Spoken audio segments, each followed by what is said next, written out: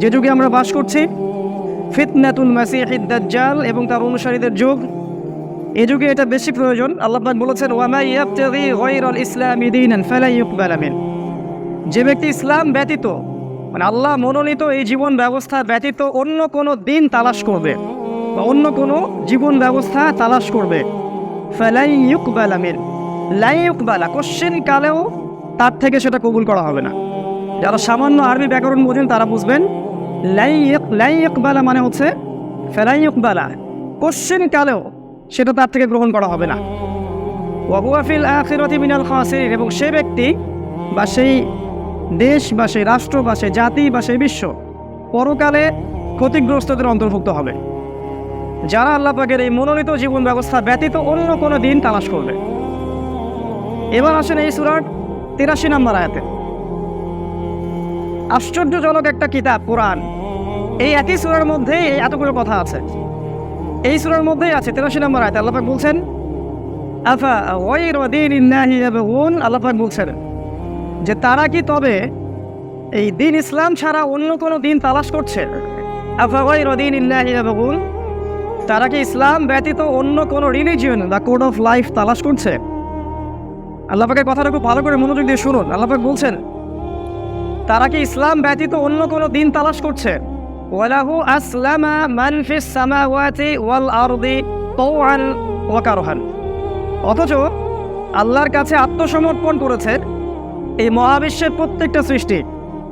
আসমান সমূহ মানে মহাবিশ্বের যত প্রাণী আছে, জীব বা জড়, সবাই আল্লাহর কাছে আত্মসমর্পণ করেছে। ওয়াল আর্দ, এবং এই পৃথিবীর সমস্ত প্রাণী মাখলুক, যাদের সত্তা আছে, সোল আছে, আত্মা আছে বা যাদের নাই, এই জীব জড় প্রত্যেকেই আল্লাহর কাছে আত্মসমর্পণ করেছে। তাওআন আও কারহান, ইচ্ছায় হোক অথবা অনিচ্ছায় হোক, ইচ্ছায় হোক অথবা অনিচ্ছায় হোক, তারা আল্লাহর সামনে আত্মসমর্পণ করেছেন। আফা গায়রা দীনিল্লাহি ইয়াবগুন, কিন্তু এই মানুষরা কি আল্লাহর দিন ব্যতীত অন্য দিন তালাশ করছে? কথা কি ভাষা, ব্যাখ্যা করার আসলে আমাদের ল্যাঙ্গুয়েজ নাই, আমি ভাষায় প্রকাশ করতে পারবো না। একই সূরায় ৩টা কথা আল্লাহ বলেছেন। একমাত্র রিলিজিয়ন আল্লাহর কাছে ইসলাম, ১ নম্বর কথা। ২ নম্বর হচ্ছে ইসলাম ছাড়া অন্য কোনো রিলিজিয়ন কেউ তালাশ করলে আল্লাহ পাক কোশ্চেন কালো সেটা কবুল করবেন না। ৩ নম্বর, আসমান জমিনের সব কিছু আল্লাহর সামনে আত্মসমর্পণ করেছে, করেনি শুধু মানুষ এবং জিন। একই সূরার মধ্যে আছে। এবার প্রশ্ন, যে দিন শব্দের অর্থ আসলে কি? এটা এখন ব্যাখ্যা করতে হচ্ছে দুঃখজনক। উচিত ছিল এই সময়ে দিনের জন্য মানুষ জান, মাল, সময়, শ্রম ব্যয় করে আল্লাহর পথে ফুল টাইম দাওয়া এবং জিহাদ করবে। এটা হচ্ছে এই সময় সবচেয়ে উপযুক্ত সময়। এটা এখন দিন শব্দের সংজ্ঞা ব্যাখ্যা করতে হয়, কারণ কিছু মানুষ মনে করে দিন মানে শুধু তসবিহ টেপা, দিন মানে শুধুমাত্র নামাজ পড়া, শুধু সওম রাখা বা শুধু বছর বছর হজ করা। কোরআনে প্রায় ১৩টা জায়গায় দিন শব্দটা আছে, আমি আজকে দেখেছি। প্রায় ১৩টা জায়গায় এই দিন শব্দটা আছে এই কোরআনের মধ্যেই। যেখানে আল্লাহ পাক দিনটাকে শরীয়ত হিসেবে উল্লেখ করেছেন, সেটার ব্যাখ্যা আল্লাহ বলেছেন যে এটা এমন একটা জীবন ব্যবস্থা যেটা মানুষের ইহকালীন কল্যাণ, পরকালীন মুক্তি দুটোর পথ সুগম করতে পারে। দ্বিতীয় কথা আল্লাহ বলেছেন যে এর মধ্যে মানুষের ব্যক্তি জীবন, পারিবারিক জীবন, সামাজিক, রাষ্ট্রীয় প্রত্যেকটা জীবনের খুঁটিনাটি বিষয়ের সমাধান থাকবে। এটার নাম দিন। আমরা ইংরেজিতে বলি এটাকে কমপ্লিট কোড অফ লাইফ, পূর্ণাঙ্গ জীবন ব্যবস্থা। জীবন ব্যবস্থা কাকে বলে? যে আদর্শের মধ্যে আমার জন্ম থেকে মৃত্যু, রান্নাঘর থেকে রাষ্ট্র, বাথরুম থেকে বিশ্ব, প্রত্যেকটা বিষয়ের খুঁটিনাটি ব্যাখ্যা আছে, এটার নাম দিন। যে ধর্মের মধ্যে এগুলোর খুঁটিনাটি ব্যাখ্যা নাই, সেটাকে আমরা দিন বলি না।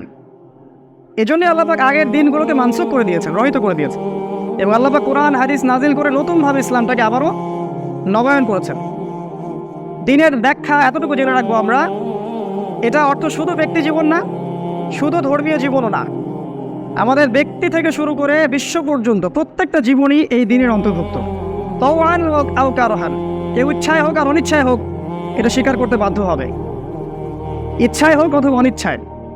আর এখন যারা ইচ্ছায় এগুলো স্বীকার করছে তারা পরকালে সফল ইনশাআল্লাহ, আর যারা স্বীকার করছে না তাদেরকে মৃত্যুর পর স্বীকার করানো হবে অনিচ্ছায়। তাওআন আও কারহান, এই হলো দিনের ব্যাখ্যা। তৃতীয় প্রশ্ন আসবে এখন যে ইসলাম, দিন ইসলাম অর্থটা আবার কি? আমরা অনেকের মুখে শুনি এখন, স্পেশালি যারা সেকুলার কনসেপ্টে বিশ্বাস করে, মানে গোড়া থেকে সেকুলার বা কমিউনিস্ট বা গোড়া ডেমোক্রেটিক, তাদের সংজ্ঞা অনুযায়ী দিন এমন একটা জিনিস যেটা মসজিদে আপনি নামাজ পড়বেন, তাসবিহ তাহলিল করবেন, জিকির আজকার করবেন, রোজা রাখবেন, হজ যাকাত দিবেন, মাশাআল্লাহ। তাদের বক্তব্য এতটুকুই দিনের অন্তর্ভুক্ত। তো তারা এতটুকুকে দিন ইসলাম মনে করে। কিন্তু আপনি যদি কোরআন এবং হাদিস খুঁটে খুঁটে পড়েন তাহলে দেখবেন যে আল কোরআনে যেমন সলাতের বিধান আছে, যাকাতের বিধান আছে, সওমের বিধান আছে, হাদিসে যেমন হজ উমরা ইত্যাদি সব খুঁটিনাটি মাসালাগুলো আছে। ওযু কেমন করে করবেন, গোসল কেমন করে করবেন, স্ত্রী সহবাস কেমন করে করবেন, খাবেন কিভাবে, বাথরুমে যাবেন কিভাবে, আপনি দেশ চালাবেন কিভাবে, সামাজিক আমাদের মূল্যায়নটা কেমন হবে, পারিবারিক মূল্যবোধ কেমন হবে, কিভাবে দেশের দুর্নীতি দূর করবেন, নৈতিকতার অবক্ষয় রোধ করবেন, প্রত্যেকটা বিষয় আপনি পাবেন কোরআন এবং হাদিসে। আল্লাহ পাক তার রাসূলের মাধ্যমে জানাচ্ছেন এই পুরো জিনিসটাই হচ্ছে দিন। ইসলামের এখানে নতুনত্বটা কি? এখানে কোনো নতুনত্ব নাই। প্রথম কথা হচ্ছে এটা, ইসলাম নতুন কোনো রিলিজন না। আদম আলাইহিস সালাম থেকে শুরু করে মুহাম্মদ সাল্লাল্লাহু আলাইহি ওয়াসাল্লাম পর্যন্ত প্রত্যেক নবী এই রিলিজনটাই ফলো করেছে। এখন আমরা যেটা দেখি এক এক মানুষ এক এক রিলিজিয়নের, এটা মানুষ ওই যে বাগিয়াম বাইনাহুম, একে অপরের হঠকারিতা আর অজ্ঞতা, এই দুটো কারণে মানুষ সঠিক ট্র্যাক থেকে সরে গেছে। আল্লাহ পাক একটা রিলিজন দিয়ে পৃথিবীতে পাঠিয়েছেন প্রত্যেক নবীকে। কোরআনে অনেক জায়গায় পাবেন, সংক্ষিপ্ত সময় রেফারেন্সের সময় পাচ্ছি না, যে আল্লাহ পাক প্রত্যেক নবীকে আদেশ করেছিলেন যে তার কওমকে যেন তাগুত বর্জন করতে আদেশ করে এবং আল্লাহ পাকের ইবাদত করতে আদেশ করে। এই দুটোই ছিল তাদের মূলনীতি। সবাই দাওয়াত দিয়েছেন লা ইলাহা ইল্লাল্লাহ, কেউ দাওয়াত দেননি এর বাইরে। প্রত্যেক নবী আদম থেকে শুরু করে মুহাম্মদ সাল্লাল্লাহু আলাইহি ওয়াসাল্লাম পর্যন্ত। আপনি আদম আলাইহিস সালামের জীবনী দেখেন, নূহ আলাইহিস সালামের জীবনী দেখেন, ইব্রাহিম, মুসা, ঈসা, প্রত্যেক নবীর জীবনী দেখেন, একটা কমন জিনিস খুঁজে পাবেন যে দিন নতুন কিছু নয়। এই লা ইলাহা ইল্লাল্লাহ ইসলাম শুরু থেকে ছিল, আজও আছে, ইনশাআল্লাহ কিয়ামত পর্যন্ত থাকবে। এই জন্যই আমরা বলি ইসলাম চির নতুন, চির প্রাচীন এবং চির আধুনিক। তাই যাদের এই কনসেপ্ট আছে, স্পেশালি সেকুলার কনসেপ্টে যারা বিশ্বাস করি আমরা যে ইসলাম নতুন একটা ধর্ম, মুহাম্মাদের মাধ্যমে এটা প্রবর্তিত হয়েছে, নাউযুবিল্লাহ সাল্লাল্লাহু আলাইহি ওয়াসাল্লাম, এটা সম্পূর্ণ ভুল একটা কনসেপ্ট। মুসা আলাইহিস সালামের রিলিজন ছিল ইসলাম, ঈসা আলাইহিস সালামের ইসলাম, নূহ আলাইহিস সালামের ইসলাম। এক কথায় 1,24,000 যে শব্দটা আমরা পাই, বা কোনো হাদিসে 2,24,000 নবী এবং রাসূল, প্রত্যেকের রিলিজনই ছিল ইসলাম। আর আমাদের নবী মুহাম্মদ সাল্লাল্লাহু আলাইহি ওয়াসাল্লাম ইসলামের একটা ছোট্ট সংজ্ঞা দিয়েছেন, এটা আপনাদেরকে শেয়ার করব। হাদিসে জিবরিল নিয়ে আমি একটা আলোচনা করেছিলাম, সেখানে বলেছিলাম বিস্তারিত। আজকে শুধু একটা পয়েন্ট বলছি। জিবরাইল আলাইহিস সালাম যেদিন মানুষের রূপ ধরে পৃথিবীতে এসেছিলেন, জনসমক্ষে সাহাবীদের সামনে, সব সাহাবী তাকে দেখেছেন। এটা রাসূল সাল্লাল্লাহু আলাইহি ওয়াসাল্লামের জীবনের প্রায় শেষ দিকের ঘটনা, বিদায় হজের পরে। তখন তিনি নবীজিকে 4টা প্রশ্ন করেছিলেন: ঈমান কাকে বলে, ইসলাম কাকে বলে, ইহসান কাকে বলে, আর কিয়ামত কবে হবে। এখানে নবী সাল্লাল্লাহু আলাইহি ওয়াসাল্লাম ইসলামের সংজ্ঞা দিয়েছিলেন, মাল ইসলাম। তিনি বলেছেন আল ইসলাম আন তাশহাদা আল্লা ইলাহা ইল্লাল্লাহ, ইসলাম হচ্ছে তুমি প্রথমে সাক্ষী দিবে আল্লাহ ছাড়া কোনো মাবুদ নেই, ওয়া আন্না মুহাম্মাদান আবদুহু ওয়া রাসূলুহু, এবং মুহাম্মদ সাল্লাল্লাহু আলাইহি ওয়াসাল্লাম তার বান্দা এবং তার রাসূল। অর্থাৎ আপনি আল্লাহর একত্ববাদের উপর থাকতে হবে এবং রাসূল সাল্লাল্লাহু আলাইহি ওয়াসাল্লামের সুন্নাহর উপর থাকতে হবে। তাওহীদের সাথে শিরককে মেশানো যাবে না, সুন্নাহর সাথে বিদআতকে মেশানো যাবে। বাস লা ইলাহা ইল্লাল্লাহ পূর্ণ হয়ে গেল, মুহাম্মদ রাসূলুল্লাহ পূর্ণ হয়ে গেল। এবং আপনি আল্লাহর বিধান এবং রাসূলের বিধানের বাইরে যেতে পারবেন না, কারণ আমরা দাস। দাসদের কোনো ইচ্ছার স্বাধীনতা থাকে না। আমরা দাস আল্লাহর এই পৃথিবীতে, তিনি যা বলবেন তাই করতে হবে, যা করতে নিষেধ করবেন সেটাই করা যাবে না। 1 নম্বর তিনি এটা বলেছেন। 2 নম্বর বলছেন ওয়া তুকিমুস সালাহ, তুমি সালাত কায়েম করবে। ইসলামের বেসিক ফান্ডামেন্টাল। সালাত নাই, ইসলাম নাই। যে সালাত কায়েম করে না, সালাত পড়ে না বা কায়েম করে না, তাকে আমরা মুসলিম হিসেবে ধরতে পারি না। এখানে কোনো টালবাহানার কোনো সুযোগ নাই যে এখানে ইচ্ছায় পড়ি না, অলসতা করে পড়ি না, সে ফাসেক, সে জালেম, সে কাফের, এই ক্যাটাগরি আল্লাহ রাসূল করে দেননি। তিনি বলছেন মান তারাকা সালাতা মুতাআম্মিদান ফাকাদ কাফারা, যে ব্যক্তি সালাত ইচ্ছা করে ছেড়ে দিল সে ব্যক্তি কুফরি করলো। স্ট্রেট কাট কথা, যে ব্যক্তি সালাত ছেড়ে দিল সে কুফরি করলো। 3 নম্বর বলেছেন ওয়া তু'তি যাকাত, তুমি যাকাত প্রদান করবে। সালাত আপনাকে করবে কি, আল্লাহর অভিমুখী করবে, আপনাকে আল্লাহর যে শেল বা রক্ষা কবচ এখান থেকে দূরে যেতে দিবে না। দিনে 5 বার আপনি আল্লাহর কাছে দেখা করবেন, আপনি পাপ থেকে দূরে থাকবেন ইনশাআল্লাহ। আর যাকাত কি করবে? যাকাত আপনার সমাজের মধ্যে ইকোনমিক স্যাংশন দূর করবে, অর্থনৈতিক যে অচল অবস্থা এটা দূর করে দিবে। যাকাত প্রতিষ্ঠিত থাকলে সমাজের মধ্যে ইকোনমিক একটা ফ্লুয়েন্সি থাকে, সবার কাছে কম বেশি অর্থ থাকে। আর জাকাতহীন যেটা সুদভিত্তিক অর্থনীতি, এখানে যেটা হয় যে ধনিক শ্রেণীর হাতে সব সম্পত্তি চলে যায় আর গরিব শ্রেণীর মানুষ দাস হয়ে থাকে, যেটা হচ্ছে এবং সামনে আরও ভয়াবহ আকার ধারণ করবে। জাতিসংঘ পর্যন্ত রিপোর্ট দিয়েছে, গতকাল দেখলাম, যে সামনে করোনা পরবর্তী বিশ্বে 50 থেকে 60 কোটি মানুষ দুর্ভিক্ষে মারা যাবে। ওরাই বলছে, আমরা বলছি না। কারণ ইকোনমিক স্যাংশন, অর্থনীতি যে অচল অবস্থা তৈরি হয়েছে, এটা জাকাত না থাকার কারণে হয়েছে, শুধু মহামারীর কারণে হয়নি। তিনি আরও বলেছেন তাহজ্জুল বাইত মান ইসতাতা ইলাইহি সাবিলা, আরেকটা বলেছেন সওম রাখা রমাদান মাসে। এই হজ আপনাকে ইব্রাহিমী চেতনায় উদ্বুদ্ধ করবে এবং তাওহীদের উপর প্রতিষ্ঠিত থাকতে সাহায্য করবে। আর এই সওম আপনার আত্মশুদ্ধি দিবে, তাকওয়া অর্জনের মাধ্যম হবে। এই 5টাকে রাসূল সাল্লাল্লাহু আলাইহি ওয়াসাল্লাম বলেছেন ইসলাম, তিনি এই সংজ্ঞা দিয়েছেন।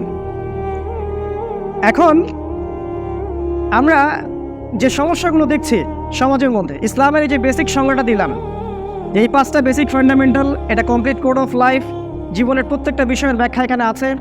এই বিষয়টাকে কেন্দ্র করে আমাদের এই বিশ্বে, আমাদের শুধু রাষ্ট্রে না, আমাদের পুরো বিশ্বে কিছু সমস্যা সৃষ্টি হয়েছে। কিছু কিছু মানুষ এটাকে হৃদয় থেকে গ্রহণ করেছেন, কিছু কিছু মানুষ এটাকে গ্রহণ করেননি, কুফরি করেছেন। আবার কিছু মানুষ মুখে গ্রহণ করেছেন, ভিতর থেকে গ্রহণ করেননি। এই হচ্ছে বাস্তবতা। আবার কিছু মানুষ ইসলামের আংশিক অবস্থা নিয়েছেন, আংশিকটা নেননি। আবার কিছু মানুষ দেখা যাবে ইসলামের যে বিষয়গুলো নিজের স্বার্থে যায় সেগুলোকে নিয়েছেন, যেগুলো স্বার্থে যায় না সেগুলোকে নেন নাই। আল্লাহ পাক যেটা বলেছেন সেটা আয়াতটা বলে আমি অন্য প্রসঙ্গে যাচ্ছি। আল্লাহ পাক বলছেন উদখুলু ফিস-সিলমি কাফা।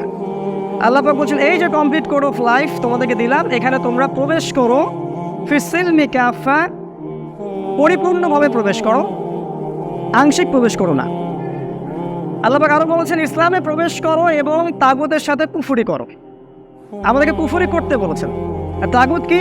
আল্লাহ বিরোধী যে কোনো শক্তি হচ্ছে তাগুত, ধর্মীয় ক্ষেত্রে হোক বা পলিটিক্যাল ক্ষেত্রেই হোক না কেন। এই দিনের প্রচার নবী সাল্লাল্লাহু আলাইহি ওয়াসাল্লাম করেছিলেন, প্রত্যেক নবী রাসূল করেছেন। এবং আমরা যদি আমাদের নবীর জীবনের দিকে তাকাই, আমরা দেখব যে মাত্র 23 বছরের ব্যবধানে তিনি মক্কার ওই জাহেলি সমাজটাকে পরিপূর্ণ একটা আলোকিত সমাজে পরিণত করেছেন। তাই করেননি?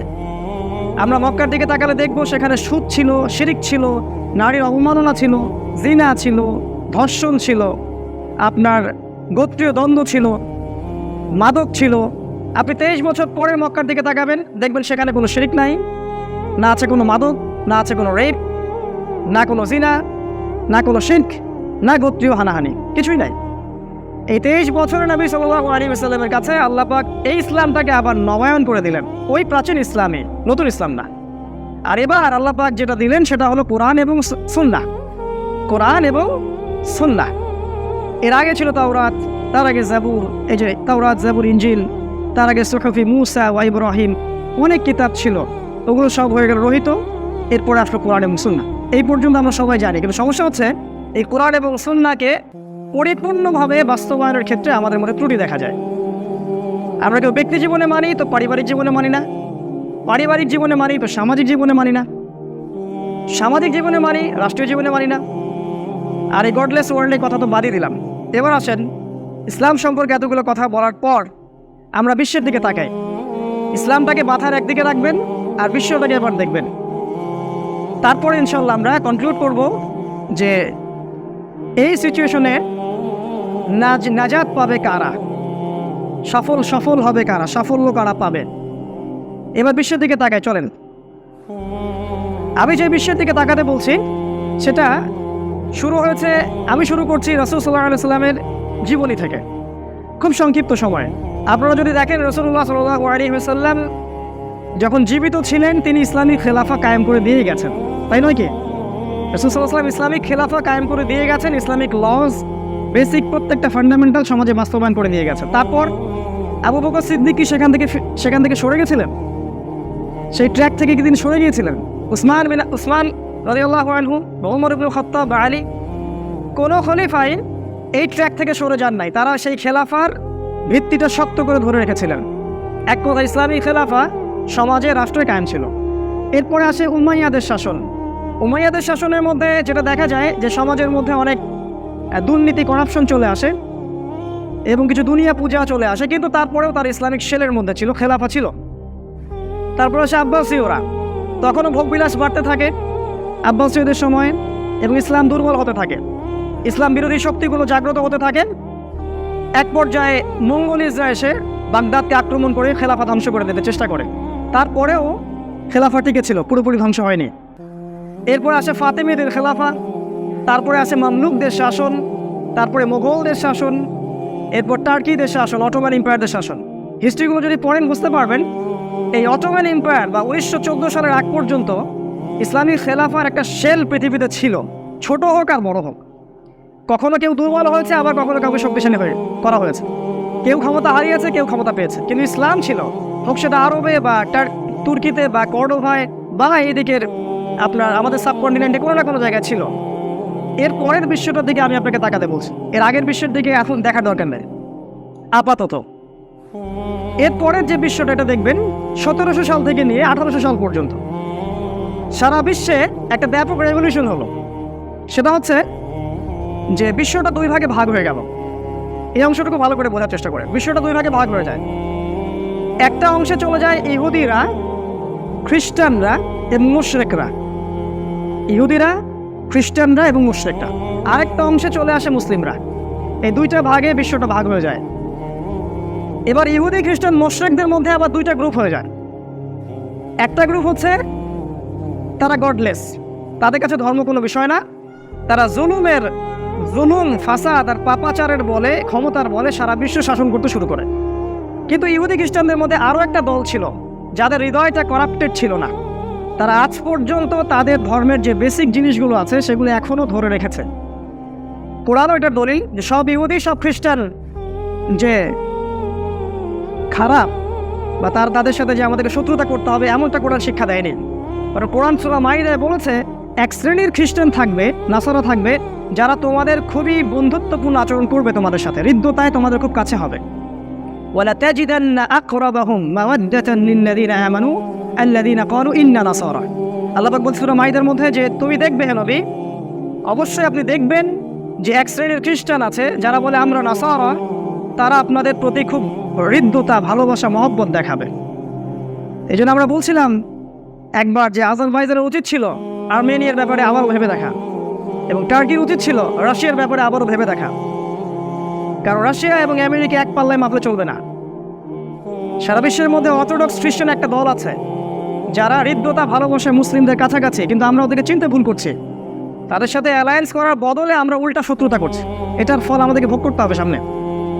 কারণ আমাদের কাছে কোরআন যখন আমাদের হাত থেকে চলে গেছে, বা কোরআন যখন আমরা জাদুঘরে রেখে দিয়েছি, তখন এই সমস্যাগুলো হয় স্বাভাবিক। আল্লাহ পাক এই দুই শ্রেণীর কথা বলেছেন। এক শ্রেণীর ইহুদি আছে, অল্প কিছু ইহুদি হলেও তাদের মধ্যে স্বচ্ছতা আছে, এমন নয় যে সবাই পাপাচারী বা করাপ্টেড, তারা। এক শ্রেণীর ইহুদি ছিল রাসূল সাল্লাল্লাহু আলাইহি ওয়াসাল্লামের যুগেও, যারা ইসলাম কবুল করেছিল, এমনকি যুদ্ধ করেছে উহুদের মাঠে। উহুদের মাঠে তো আমি আপনি যুদ্ধ করি নাই, অনেক ইহুদি ইসলাম কবুল করে যুদ্ধ করেছি উহুদের মাঠে। আব্দুল্লাহ বিন সালাম রাদিয়াল্লাহু আনহু, ইহুদির বড় পণ্ডিত, তিনি রাসূল সাল্লাল্লাহু আলাইহি ওয়াসাল্লামকে চিনতে পেরেছেন, তাকে প্রোটেক্ট করেছেন, এবং তাকে ওই মদিনার মধ্যে তার যে দলিল সেটাকে প্রমাণ করেছেন আব্দুল্লাহ বিন সালাম। কারণ নবী যেটা পড়তে জানতেন না, লিখতে জানতেন না, তিনি তাওরাত থেকে বের করে দেখাচ্ছিলেন যে ইনি শেষ নবী, ইনি আসল নবী, তোমরা এর আনুগত্য করো। তাই সব ইহুদি খারাপ, এটা বলা ঠিক না। আবার সব খ্রিস্টান খারাপ না, কারণ রাসূল সাল্লাল্লাহু আলাইহি ওয়াসাল্লামের যুগেও দেখবেন আপনি কিছু কিছু নাসারা ছিলেন যারা ইসলামের পক্ষে কাজ করেছেন। আবিসিনিয়া ওই রাজা বাদশা নাজাশীর কথা আপনারা জানেন, যিনি জাফর বিন আবু তালেব রাদিয়াল্লাহু আনহু নেতৃত্বে বিশাল একটা মুসলিম কমিউনিটিকে আশ্রয় দিয়েছিলেন। তারা রেফিউজি ছিলেন, আমরা ছিলাম রেফিউজি তখন, তারা আমাদেরকে আশ্রয় দিয়েছিল। ইতিহাস ভুলে গেছে আজকে মানুষ। সে আবিসিনি ইথিওপিয়ার কথা বলছি, এখন ওই জায়গাটার নাম ইরিত্রিয়া। এই বাদশা নাজাশী যখন ইন্তেকাল করেন, আমাদের নবী মুহাম্মদ সাল্লাল্লাহু আলাইহি ওয়াসাল্লাম তার জানাজার নামাজ পড়েছেন, গায়েবানা জানাজার নামাজ। কি মনে করছেন আপনি? তাই যুগে যুগে এরকম শ্রেণীর ইহুদি খ্রিস্টান কিছু থাকবে, কিছু আছে, অল্প কিছু হলে। আল্লাহ পাক বলেছেন তাদের সংখ্যা অল্প, কিন্তু আছে। এর উল্টা দিকে বিশাল জনশক্তির একটা ইহুদি খ্রিস্টান মিত্র আছে, এদেরকে আমরা বলি জায়নিজম বা জায়নিস্ট অ্যালায়েন্স। এরা মূলত সারা বিশ্বের শত্রু, শুধু ইসলামের শত্রু না, এরা সারা বিশ্বের ধার্মিকদের শত্রু। আপনি যদি ধর্ম পালন করেন, আপনি হোক হিন্দু হন বা খ্রিস্টান হন বা বৌদ্ধ হন বা মুসলিম হন, ওরা ধর্মের শত্রু। কারণ ওরা চায় যে পুরো মানব জাতি অন্য একটা শক্তির ইবাদত করুক, সেই শক্তির নাম হচ্ছে মাসিহুদ দাজ্জাল। কারণ তারা দাজ্জালের জন্য অপেক্ষা করছে। তারা বলছে যে এই হচ্ছে আমাদের মাসিহ যে সামনে আসতে যাচ্ছে, এবং তাদের পুরো যে এজেন্ডা, প্রোপাগান্ডা, এটা পুরো স্পষ্ট করে দিয়েছে তারা জগতের সামনে। তারা গডলেস, তারা রিলিজিয়নের শত্রু, সত্যের শত্রু, এবং এরা জুলুম, পাপাচার, ফাসাদ এবং ক্ষমতার দাপটে সারা বিশ্ব শোষণ করে বেড়াচ্ছে। এটা হচ্ছে বড় মেজর শ্রেণী ইহুদি খ্রিস্টান অ্যালায়েন্স, যাদেরকে আমরা বলি জায়নিস্ট মুভমেন্ট। এদের লিডার হচ্ছে ইসরায়েল, এদের মূল লিডার হচ্ছে ইসরায়েল, যার বিরুদ্ধে মুসলিমদের কোনো এখন ইনিশিয়েটিভ নাই, বরং তার সাথে হাত মিলাচ্ছে সবাই। এই গাদ্দারদেরকে আমরাও ক্ষমা করবো না, আল্লাহ পাক যেন এদেরকে মাফ না করেন, আল্লাহ পাক কবুল করুন দোয়া। যারা ইসরায়েলের সাথে হাত মিলিয়েছে, এই গাদ্দার, এরা হচ্ছে উম্মার সবচেয়ে বড় গাদ্দার। হোক সেটা আলে সৌদ, হোক সেটা আরব আমিরাত বা দুবাই বা যে কেউ। আল্লাহ রাব্বুল আলামিন বলেছেন, আমি মনে করি এই আয়াতগুলো একটু। আল্লাহ পাক সূরা বাকারার মধ্যে বলেছেন যে ওয়ালান তারদা আনকাল ইয়াহুদ ওয়ান নাসারা হাত্তা তাত্তাবিআ মিল্লাতাহুম। হে নবী, ইহুদি এবং খ্রিস্টানদের এই অ্যালায়েন্সটা, যারা ইসলামের দুশমন, তারা কোশ্চিন কালেও আপনার প্রতি সন্তুষ্ট হবে না যতক্ষণ না আপনি ওদের মিল্লাত গ্রহণ করছেন। ওয়ামান আসদাকু মিনাল্লাহি হাদিসা, আল্লাহর চেয়ে আর সত্য কথা কে বলতে পারেন বলেন? কিছু মানুষ ইন্টারফেথের কথা বলে এখন এদের সাথে। আল্লাহ সত্য না, এরা সত্য। আল্লাহ পাক বলছেন এরা ততক্ষণ পর্যন্ত তোমার প্রতি সন্তুষ্ট হবে না হে নবী, যতক্ষণ তুমি এদের সাথে যুক্ত না হচ্ছ বা এদের মিল্লাত গ্রহণ না করছো। আল্লাহ পাক আরো বলছে সূরা মাইদা, আয়াতগুলো মনে করিয়ে দেই। আল্লাহ পাক বলছে ইয়া আইয়ুহাল্লাযীনা আমানু, হে মুমিনগণ, লা তাত্তাখিযুল ইয়াহুদা ওয়ান নাসারা আউলিয়া। এই ইহুদি এবং খ্রিস্টানদেরকে বন্ধুরূপে গ্রহণ করো না। কোন ইহুদি কোন খ্রিস্টান? বা'দুহুম আউলিয়াউ বা'দ, যারা একে অপরের বন্ধু। এই জায়নিস্ট মুভমেন্ট, যারা একে অপরের বন্ধু। ওই ইহুদি ওই খ্রিস্টান নয় যারা আমাদেরকে আশ্রয় দিয়েছিল আবিসিনিয়া, তারা নয়। সেই ইহুদি সেই খ্রিস্টান যারা একে অপরের বন্ধু, জায়নিস্ট মুভমেন্ট। কারণ আল্লাহ পাক বলছেন ওয়ামা ইয়াতাওয়াল্লাহুম মিনকুম ফাইন্নাহু মিনহুম, তোমাদের মধ্যে যদি কেউ ওদের সাথে হাত মিলায়, সে এই উম্মতের কেউ না, সে তাদের অন্তর্ভুক্ত। এটা আল্লাহর কথা। যারা এদের সাথে হাত মিলাচ্ছে, অ্যালায়েন্স করছে, তারা আমাদের উম্মার কেউ না।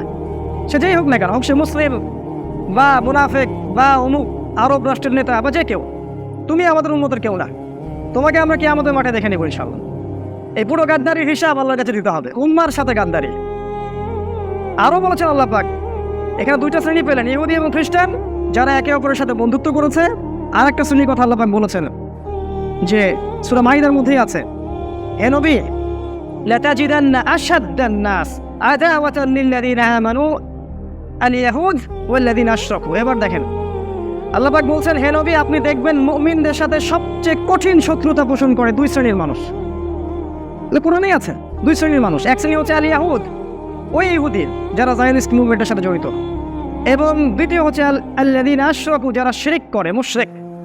এজন্যই দেখবেন নেতানিয়াহু মোদিকে ডাকে, এমনি ডাকে না।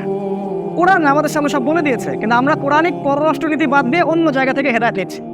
কোরআন বলেছে আমাদেরকে এরা তোমাদের প্রতি সবচেয়ে কঠোর, আমরা ওদের সাথে অ্যালায়েন্স করতে চাই, আমরা বলি বন্ধু রাষ্ট্র, আমরা এইসব কথা বলি। আল্লাহ পাক বলছেন এই ইহুদি এবং এই মুশরিকরা তোমাদের সবচেয়ে বড় শত্রু। এই আয়াতে আল্লাহ পাক বলেছেন যে কিছু নাসারাকে তোমরা পাবে যারা ভালোবাসা হৃদ্যতে তোমাদের কাছাকাছি হবে, কারণ ওদের সাথে, ওই নাসারাদের মধ্যে কিছু পাদ্রী দরবেশ টাইপের মানুষ আছে যারা এই দুনিয়াবি ফাসাদ থেকে বৈরাগ্যতা অবলম্বন করেছে। রুহবান, আহবার বলা হয়। এখানে আপনি ওয়ার্ল্ড পলিটিক্স বুঝতে পারছেন, জিও পলিটিক্স, যে এই পুরো বিশ্বের মধ্যে সবচেয়ে শক্তিশালী এখন অ্যালায়েন্সটা হচ্ছে জায়নিস্ট মুভমেন্ট। কোন জায়নিস্ট? যারা সেই সব ইহুদি এবং সেই সব খ্রিস্টান যারা একে অপরের বন্ধু, যারা প্রকাশ্য ইসলাম এবং সত্যের বিরোধিতা করছে, ধর্মের বিরোধিতা করছে, এবং সারা বিশ্বকে তারা জুলুম, পাপাচার, ফাসাদ এবং অন্যান্য যে অস্ত্রগুলো আছে এগুলো দিয়ে শোষণ করার চেষ্টা করছে। They want to rule the world. তারা এই ওয়ার্ল্ডটাকে শাসন করতে চায় অন বিহাফ অফ দাজ্জাল, দাজ্জালের পক্ষ থেকে। কেন বললাম? কারণ এরাই জেরুজালেম মুক্ত করেছে ইহুদিদের জন্য 1914-এ। এরাই জেরুজালেমকে উন্মুক্ত করে ইহুদিদেরকে আসার জায়গা করে দিয়েছে। এরাই প্রথম বিশ্বযুদ্ধ লাগিয়েছে। এরাই দ্বিতীয় বিশ্বযুদ্ধের পর ইহুদি রাষ্ট্র গঠন করে দিয়েছে। এরাই জেরুজালেমকে রাজধানী ঘোষণা করলো। এখন আপনারা অপেক্ষা করছেন কবে মাসিহুদ দাজ্জাল আসবে। এই জন্য সবাই অলরেডি সেখানে প্ল্যান, ওদের মঞ্চ প্রস্তুত।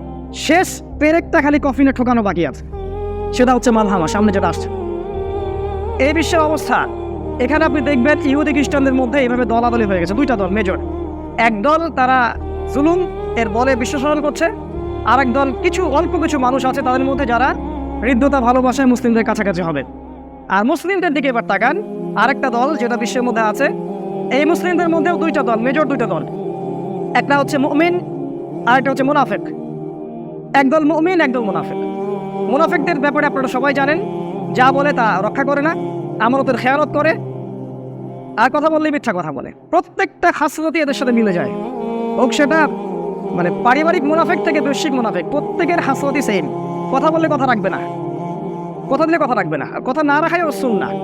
আমানত দিবেন, খেয়ানত করবে, খেয়ানত করাই ওর সুন্নাহ। ওয়াদার খেলাপ করবে এবং একে অপরের সাথে গালিগালাজ করবে। আরও আছে ওদের আলামত, ফজরের নামাজ পড়বে না, এশার নামাজ পড়বে না, বা অলসতা করবে, জামাতে আসবে না। কোরআন হাদিসের সরাসরি বিরোধিতা না করলেও ভিতরে ভিতরে ওদের সাথে অ্যালায়েন্স গঠন করবে, ইসলামের বিরুদ্ধে কাজ করবে, ইসলামটাকে হাস্যকর রূপে সমাজের সামনে তুলে ধরবে। অনেক আলামত আছে। মুনাফিক চিন্তা হলে একটা সূরা পড়বেন, আমি বলে দিচ্ছি, মুনাফিক চিন্তা হলে একটা সূরা যথেষ্ট, সেটা হলো সূরাতুত তাওবা। সূরা তাওবা বলে দিবে আমার ভিতরে ঈমান আছে না নিফাক আছে। আর আরেকটা শ্রেণী হলো মুমিন শ্রেণী। এই মুমিন শ্রেণীর মধ্যে আরো সমস্যা বেশি। এদের মাঝে আবার শতদা বিভক্ত, হাজার হাজার লক্ষ লক্ষ দল আছে, একটা দুইটা না, লক্ষ লক্ষ দল আছে। মাযহাবী দলাদলি হোক, আর আপনার তরিকার দলাদলি হোক, আর অ্যাসোসিয়েশন ওয়াইজ দলাদলি হোক, যেটাই হোক, শতদা বিভক্ত। এখন সমাধান, ওই যে নবী সাল্লাল্লাহু আলাইহি ওয়াসাল্লাম বলেছেন, মা আনা আলাইহি ওয়া আসহাবি, আমি যার উপরে আছি আমার সাহাবীরা যার উপরে আছেন। দুর্ভাগ্যজনক, এই 1700 সাল থেকে 2020 পর্যন্ত এই হাদিসের বেসিসে আবার অনেকগুলো দল হয়ে গেছে। সবাই বলছে আমি সাহাবীদের উপরে আছি, আমি সাহাবীদের উপরে আছি, কিন্তু কারোর মধ্যে কোনো হৃদ্যতা, কোনো অ্যালায়েন্স নাই, সবাই শতদা বিভক্ত। এই হলো মুমিনদের অবস্থা। এর ফলে কি হয়েছে? এর ফলে আমাদের অর্থনীতি দুর্বল হয়ে গেছে, আমাদের পররাষ্ট্রনীতি দুর্বল হয়ে গেছে, ধর্মীয় সম্প্রীতি নষ্ট হয়েছে। আমরা একে অপরের সাথে হিংসা, গীবত, তহমত, কাদা ছোড়াছড়িতে ব্যস্ত আছি। আর ওই জেরুজালেম প্রস্তুত হয়ে গেছে দাজ্জালের জন্য। এই 300 বছরে এগুলোই হয়েছে বেশি বেশি। তবে একটা হাদিস আপনাদেরকে বলতে চাই, এটা আমার মনে হয় যুবক ভাইদের হৃদয়ে নাড়া দিবে। আর রাসূল সাল্লাল্লাহু আলাইহি ওয়াসাল্লাম বলেছেন, এইরকম ফিতনার পরিবেশেও একটা দল থাকবে, একটা উম্মাহ থাকবে, একটা তাইফা থাকবে, মানে এক শ্রেণীর মানুষ থাকবে সারা বিশ্বে, যারা যাহিরিনা আলাল হক, হকের উপরে স্পষ্ট হবে, প্রকাশ্য হবে, গোপনে গোপনে না। আমি কে বক্তব্য দিচ্ছি চেনা যায় না এমন বক্তব্য না, স্পষ্ট হবে, জাহের হবে সবার সামনে। হক মানে জাহের। নবী সাল্লাল্লাহু আলাইহি ওয়াসাল্লাম কি বক্তব্য দিয়ে সামনে পর্দা দিতেন নাকি? ওই হ্যামিলনের বাসিওয়ালার পিছনে ছোট তোমরা অনলাইনে, যাহিরিনা আলাল হক, হকের উপরে স্পষ্ট হবে, প্রকাশ্য, দীপ্তমান। কোন শক্তি, রবি বলছেন পৃথিবীর কোন শক্তি তাদের কোনো ক্ষতি করতে পারবে না। হাত্তা ইয়াফতাহু বাইতুল মাকদাস, এমনকি তারা বাইতুল মাকদাস বিজয় করবে। এটা আপনাদেরকে দিলাম, চিন্তা করবেন, খুঁজে বের করবেন তারা কারা। একটা দলের কথা নবীজি বলেছেন, যারা এই উম্মার মধ্যে থাকবে শেষ পর্যন্ত তারা যুদ্ধ করবে, যুদ্ধের কথা আছে। এটা নবী বলেছেন। যদি জঙ্গি সন্ত্রাসে বলতে হয় তাহলে মুহাম্মদ সাল্লাল্লাহু আলাইহি ওয়াসাল্লামকে বলবেন। তিনি বলেছেন যে এই দলটা হকের উপর প্রতিষ্ঠিত থেকে ন্যায়ের পথে যুদ্ধ করবে, এমনকি শেষ পর্যন্ত তারা বাইতুল মাকদাস, ওই জেরুজালেম আবারও পুনরুদ্ধার করবে। এটা হবে ইনশাআল্লাহ আযজা ওয়া জাল্লা, যেটা এখন হচ্ছে সারা ওয়ার্ল্ডে।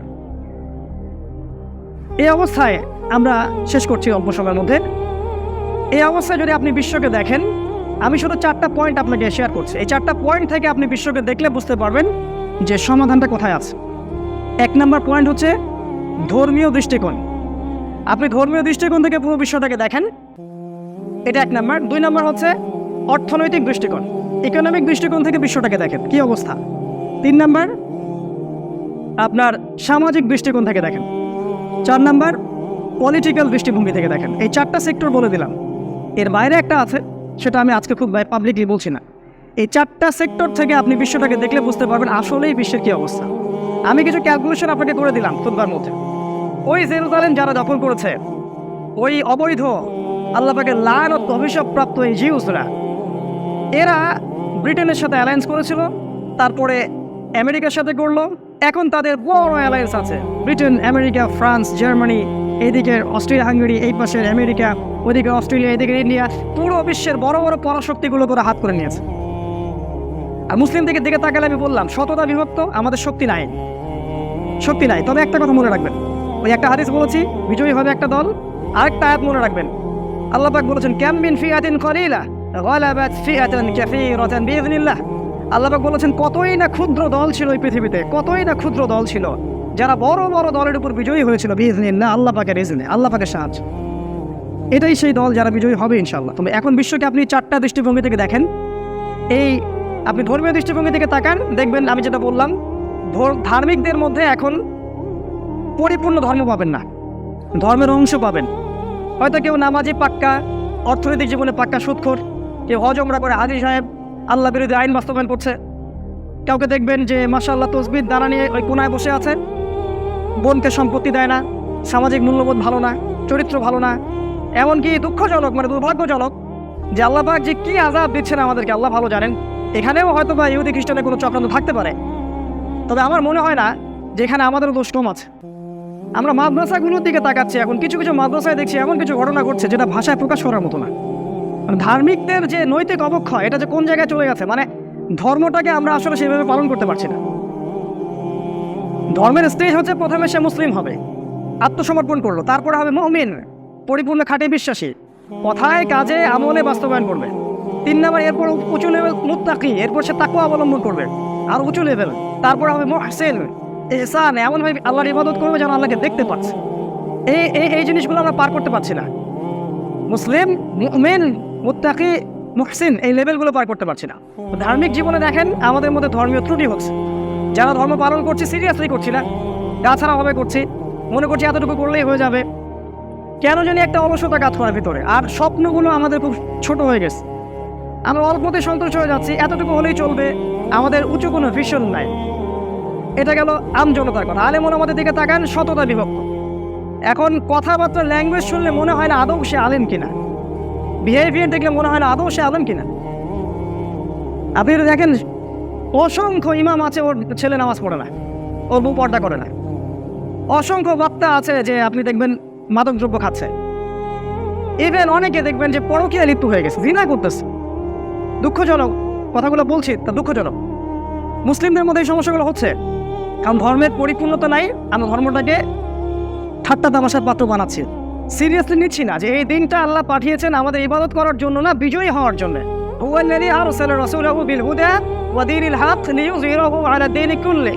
এই দিনটা আল্লাহ পাঠিয়েছেন যাতে করে হকের উপর আমরা বিজয়ী হতে পারি। আর আমরা তো বিজয়ের জন্য নামছি না মাঠে, বিজয়ী হবো কেমন করে?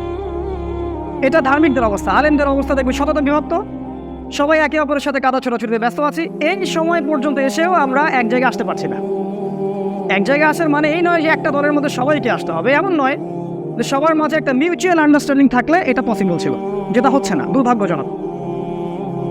ধর্মীয় দৃষ্টিভঙ্গির দিকে তাকান বিশ্বের, আর দেখেন আর যারা ধর্মকে পালন করছে, কসমেটিক্স ইসলাম ফলো করছি আমরা, অথবা প্রোটেস্ট্যান্ট ইসলাম ফলো করছি, অথবা ওই যে ব্রিটেনের শেখানো ইসলাম বা আমেরিকার শেখানো ইসলাম বা ইসরায়েলের পণ্ডিতদের শেখানো ইসলাম আমরা ফলো করছি।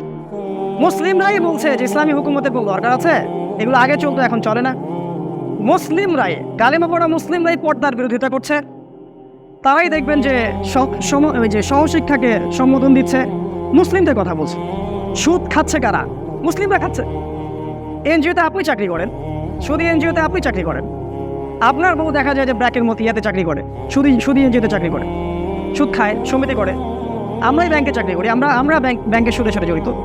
এটা মুসলিমরা করছে। ধর্মীয় দৃষ্টিভঙ্গি থেকে তাকান, আমাদের অবস্থা আজকে খারাপ। এই দৃষ্টিভঙ্গি দিয়ে বিশ্বকে দেখেন। আরেকটা দৃষ্টিভঙ্গি বলছি, সোশ্যাল দৃষ্টিভঙ্গি, সামাজিক। আমার মনে হয় না এটা নিয়ে বলার এই মুহূর্তে কোনো প্রয়োজন আছে। আপনারা প্রত্যেকেই জানেন যে সামাজিক অবস্থা আজকে কোন জায়গায় গিয়ে দাঁড়াইছে। মানে আমাদের মা, আমাদের বোন বাসায় নিরাপদ কিনা তাও জানি না। বলে আসলাম বাসা থেকে বের হওয়ার আগে কোনোভাবেই দরজা যেন না খুলবা না, যেই আসুক। মানে আমাদের ভিতরে কি পরিমাণ একটা মানে কনসিয়াসনেস তৈরি হয়েছে দেখেন, ভীতি কাজ করছে ভিতরে, একটা ফেয়ার কাজ করছে, না জানি কখন কি হয়। দেখেন এই সমস্যাগুলো শুধু যে অন্যের জীবনে থাকবে তা নয়, এই সমস্যাগুলো আমাদের জীবনেও আসবে। আপনারা ওই ঘটনা জানেন, শনিবারে মাছ ধরার ঘটনা। যারা অন্যায় করেছে আল্লাহ ওদেরকেও ধ্বংস করেছেন, যারা অন্যায়ের প্রতিবাদ করেনি আল্লাহ পাক তাদেরকেও ধ্বংস করেছে। আর যারা অন্যায়কে পেট্রোলাইজ করছে উপরের লেভেল থেকে, সবাইকে আল্লাহ ধ্বংস করবেন। কোথায় আছে? কোরআনে আছে, সূরা বানী ইসরাঈলের মধ্যে দেখবেন, ওয়াইম মিন ক্বরিয়াতিন ইল্লা নাহনু মুহলিকুহা ক্বাবলা ইয়াউমিল কিয়ামাহ। কিয়ামতের আগেই এই জুলুমের কারণে প্রত্যেক নগরী আমি ধ্বংস করে দেব, আল্লাহ বলেছেন। কিভাবে করবেন? ওই যে পারমাণবিক যুদ্ধ আসতেছে সামনে, 800 কোটি মানুষ তো এমনি মারা যাবে না, এমন বোম পড়বে 1 সেকেন্ডে সব শেষ। 1 সেকেন্ডের মধ্যে একটা রাষ্ট্র শেষ হয়ে যাবে। 5টা বছর অপেক্ষা করেন, দেখেন কি হয়। 5টা বছর অপেক্ষা করেন, সাল বলে দিচ্ছি 2025 সাল পর্যন্ত অপেক্ষা করেন। আল্লাহ ভালো জানেন, আমরা ভবিষ্যৎ বক্তা নই, 2025 পর্যন্ত অপেক্ষা করে দেখেন কি হয় সামনে। যে কোনো সময় ওয়ার্ল্ডে একটা ম্যাসাকার ডিস্ট্রয়মেন্ট শুরু হয়ে যাবে। Nuclear war is coming, knocking at the door, দরজায় নড়া করা লাগছে। সোশ্যাল অবস্থা এই, দেখবেন সমস্ত পাপাচারের মূল সামাজিক পাপাচারগুলো। কি নাই? হত্যা অ্যাভেলেবেল, ঘুষ ছাড়া চাকরি হয় না, টেবিলে নিজে টাকা না দিলে আমার জব হবে না। মুসলিম তো ঘুষ নিচ্ছে, ওখানে তো ইহুদি খ্রিস্টান নাই, ওদেরকে ঘুষ দেন কেমন সবসময়? নামাজি লোক সেই কাজ করতেছে। এই যে মানুষের জমি লুট করে খাওয়া, কে করতেছে এগুলো? ওরা করে না, আমরাই করি। আপনি দেখেন মাদক, মুসলিম যুবকদের কথা বলছি, আমার তো মনে হয় 80% মাদকের সাথে জড়িত। কয়টা ছেলে পাবেন ফ্রেশ মাদক ছাড়া? সিগারেটও খায় না এমন ছেলে কয়জন আছে? এদের রক্তকে দূষিত করে ফেলা হয়েছে। এগুলা এমনি এমনি করা হয়নি, কারণ দাজ্জাল জানে যে তার এই এজেন্ডার সবচেয়ে বড় বাধা হচ্ছে যুব সমাজ। এই জন্য যুব সমাজের আত্মাটাকে সে ধ্বংস করে দিয়েছে। কিভাবে? এই মাদক দিয়ে আর পর্নোগ্রাফি দিয়ে, দুইটা মেইন অস্ত্র। কত যুবক আছে আমাদের মতো স্কলার, মানে আমাদের মতো, মানে বলছি যারা কোরআন হাদিস পড়াশোনা করছে, কিন্তু বুক ফুলায় সত্য কথাটা বলতে পারে না। কেন পারে না জানেন? আপনার কাছে মনে হয় সে ভয় পায়। আমি আপনাকে রিজনটা বলছি, রিজনটা পর্নোগ্রাফি। ইয়েস, মানুষ যখন গোপনে পাপ করে তখন দেখবেন পাবলিকলি সে হক কথাটা বলার সাহস পায় না, ভিতর থেকে সাউন্ড আসে না। এই মানে ওই জাজবাটা আসবে না আপনার ভিতর থেকে, কারণ ওই পর্নোগ্রাফির কারণে হৃদয়টা আস্তে আস্তে আস্তে আস্তে ডেড হার্ট, মরে গেছে। এখন সেখানে নূর নাই, এই জন্য সে সত্য কথাটা বলতে পারছে না। সে কিন্তু কোরআন জানে, তার কথাই বলছে। আর অন্যদের কথা বাদ দেন, কি নাই দেখেন, মাদক যুবকদের মতো ছড়িয়ে দেওয়া হয়েছে, পর্নোগ্রাফি ছড়িয়ে দেওয়া হয়েছে। আপনার এই যে ধর্ষণ, এটা নিয়ে বলার মতো রুচি এখন কাজ করছে না, কোনো বিচার পাবেন না। ওই দুই একটা আইওয়াস।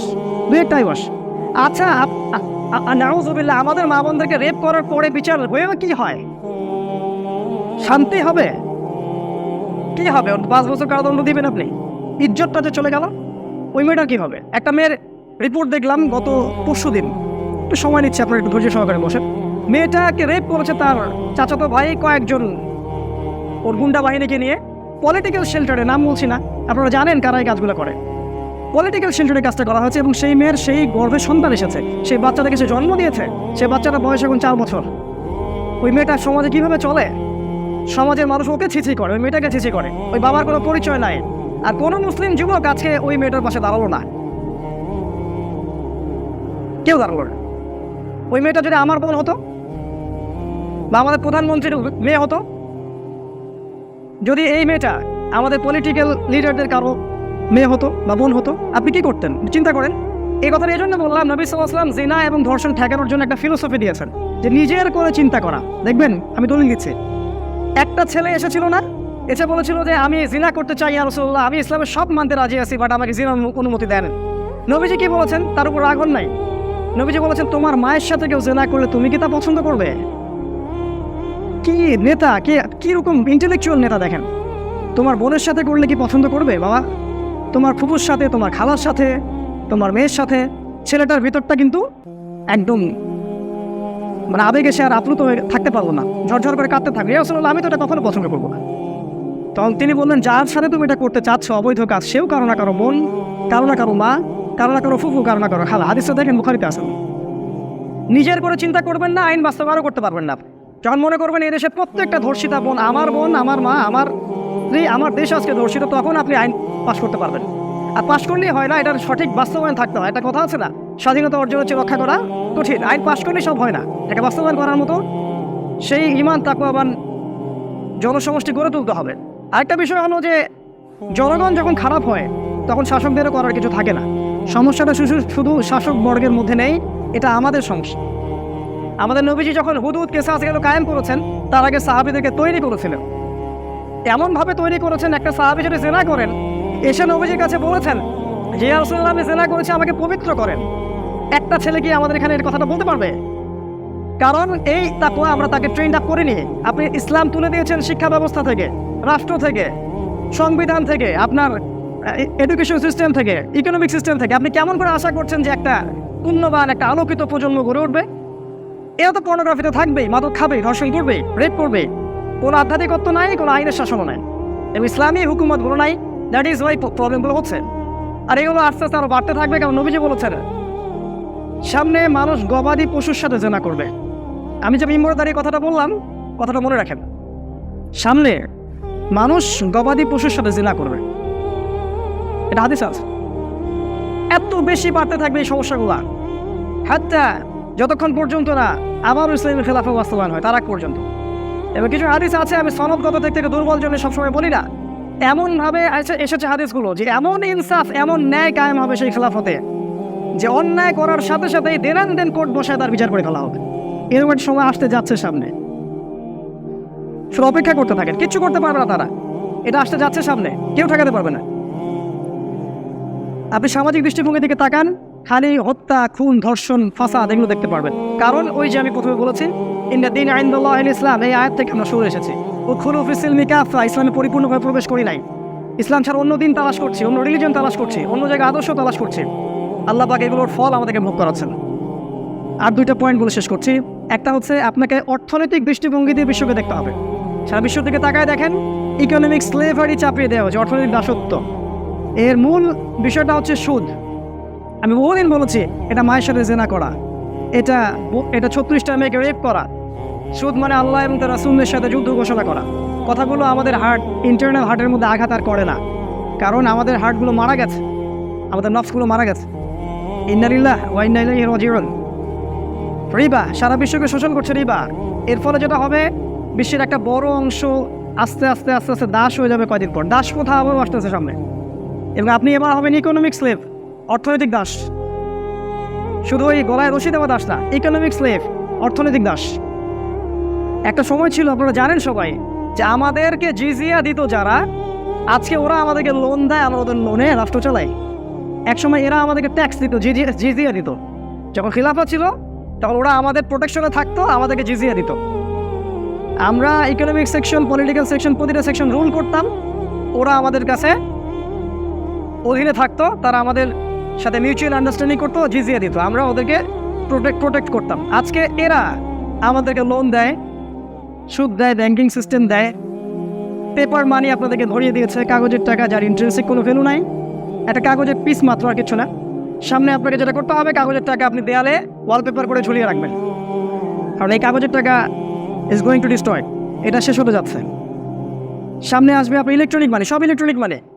আপনি খালি পাঠাবেন, টাকা ধরতেও পারবেন না, পকেটেও রাখতে পারবেন না, দেখতেও পারবেন না। কখনো প্রশ্ন করে না কোনো আলেম বা আমাদের যারা শায়েখুল হাদিসরা আছেন, ওলামায়ে কেরাম, মুফতিরা আছেন, ইজ দিস হালাল অর হারাম? এই যে প্রতারণা সারা বিশ্বে চলছে, অর্থনৈতিক প্রতারণা, এই কাগজের টাকা এবং ইলেকট্রনিক মানি দিয়ে আর সোনা রূপাটাকে তুলে দিয়ে পুরো মুসলিম বিশ্বের অর্থনীতির যে আপনার কি বলবো আসল যেগুলো থাকে, আসল সুদ ছাড়া আসল যেটা, এই টাকাগুলো তারা তাদের সম্পদগুলো বাজেয়াপ্ত করে ফেলছে। এই কাজটা করতো পৃথিবীতে একটা সম্প্রদায়, যাদেরকে আল্লাহ পাক ভূমিকম্প দিয়ে ধ্বংস করেছিলেন, শুআইব আলাইহিস সালামের কওম। এদেরকেও আল্লাহ ভূমিকম্প দিয়ে ধ্বংস করবেন ইনশাআল্লাহ। কারণ আল্লাহ পাক বলেছেন সামনে 3টা ভূমিকম্প আসতে যাচ্ছে, একটা আরবে, একটা পূর্বে, একটা পশ্চিমে। পশ্চিমা বিশ্ব ধ্বংস হয়ে যাবে, ডিস্ট্রয়, সময়ের ব্যাপার মাত্র। এগুলো ইকোনমিক দৃষ্টিভঙ্গি দিয়ে তাকান, দেখবেন রিবা, ঘুষ, বোগাস পেপার মানি, হারাম ইলেকট্রনিক মানি, এবং দেখবেন ইকোনমিক স্যাংশন, অর্থনৈতিক স্যাংশন চাপিয়ে দেবেন।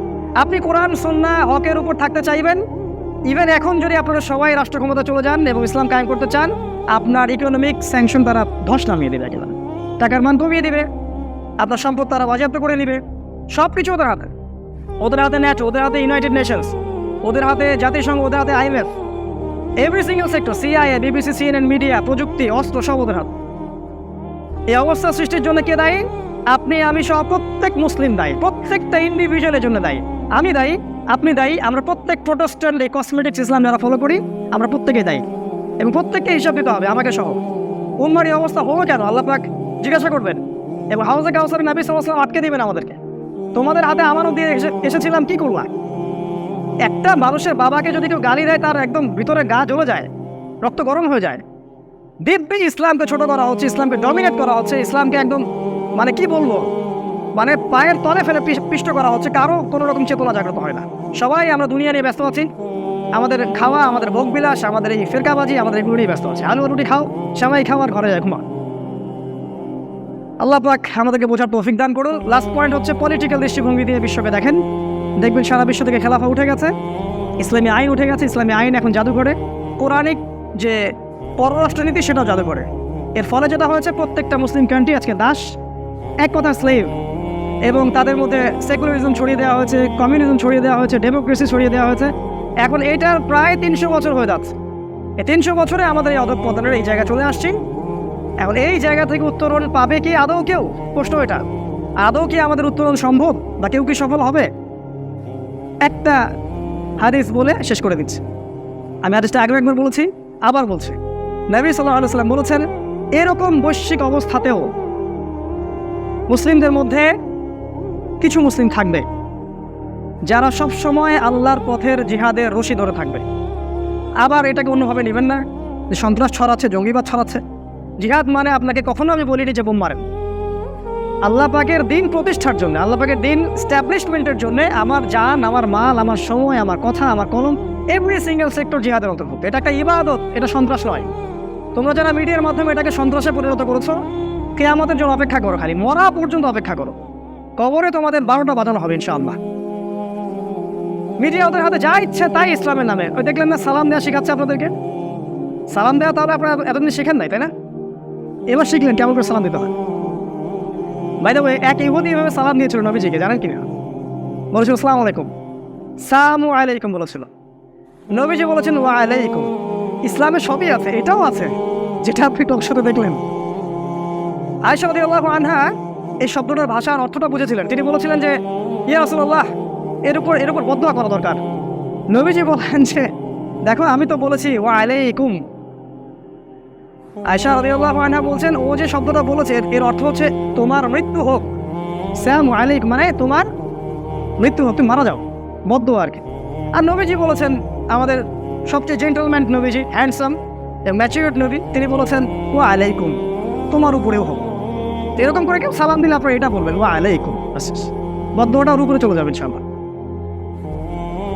তো এগুলো হচ্ছে অবস্থা। এখন এই অবস্থায় আমাদের যেটা নবী সাল্লাল্লাহু আলাইহি ওয়াসাল্লাম যে বলেছেন যে যারা সফল হবে তাদের কথা বলছি, যারা দুটো কাজ করছে।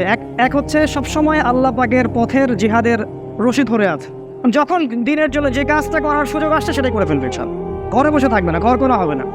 আর 2 নম্বর এক শ্রেণীর কথা তিনি বলেছেন, যারা এই বৈশ্বিক ফাসাদ থেকে নিজেদেরকে মুক্ত করে প্রত্যন্ত জায়গায় চলে যাবে, এই ফাসাদ থেকে দূরে থাকবে এবং সেখানে ছোট ছোট মুসলিম কমিউনিটি গড়ে তুলবে। আমি বিগত 1 বছর থেকে এটা বলে আসছি আপনাদেরকে। আর 4-5টা বছর অপেক্ষা করেন, ইনশাআল্লাহ আমার কথাটা আপনাদের মনে পড়বে ইনশাআল্লাহ। আমি জানি না কেউ এটা করবেন কিনা। বাংলাদেশে অনেকে নক করেন, ফোন করেন, মেসেজ দেন, ভাই কোথাও কি মুসলিম ভিলেজ তৈরি হয়েছে, আমরা সেখানে আসবো। আমি কেমন করে করবো ভাই? এটা তো আমার সামর্থ্য নাই। করবেন আপনারা, আমি দিক নির্দেশনা দিচ্ছি। করে আমাকে একটা জায়গা দেন, সেখানে আপনারা করে আমাকে একটা ছোট্ট ঘর দেন। এমন জায়গা যাদের সামর্থ্য আছে, প্রত্যন্ত জায়গার জমিগুলো কিনে ফেলেন, সেখানে ডেইরি প্রজেক্ট করেন, মাছের চাষ করেন, খাবার উৎপন্ন করেন, ছোট ছোট মুসলিম কমিউনিটি গড়ে তোলেন, মাদ্রাসা করেন, মসজিদ করেন, একটা কমিউনিটি, একটা ওয়ান আমির ওয়ান জামা এরকম গড়ে তোলেন। সামনে খাবার পাবেন না ভাই, ওষুধ পাবেন না, সামনে পৃথিবীতে সূর্যের আলো প্রবেশ করবে না। একটা নিউক্লিয়ার ওয়ারকে আপনি কি মনে করছেন? একটা সামান্য একটা ভাইরাস সারা বিশ্বকে বন্ধ করে দিল।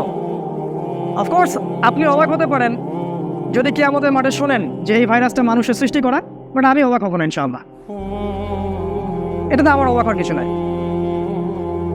প্রত্যন্ত জায়গায় চলে যাওয়া একটা সমাধান বলছেন নবীজি, কারণ তিনি বলেছেন মুমিনরা সকালে মুমিন থাকবে, বিকালে কাফের হয়ে যাবে, বিকালে কাফের থাকবে, সকালে মুমিন হয়ে যাবে। তিনি আরও বলেছেন যে এই সময়গুলোতে সফল হবে আসহাবুল কাফের মতো যারা থাকতে পারবে, যারা আল্লাহর পথে জিহাদের রশি ধরে থাকবে, যারা আল্লাহ পাকের পথে জান, মাল, সময়, শ্রম, ব্যয় অব্যাহত রাখবে, যারা ইউনাইটেড থাকবে, কমিউনিটি গড়ে তুলবে, এবং যারা এই যুগেও সুন্নাহর উপর আঁকড়ে থাকবে। নবীজি বলেছেন তোমাদের মতো 50 জন শহীদ সাহাবীর নেকি তারা পাবে ইনশাআল্লাহ।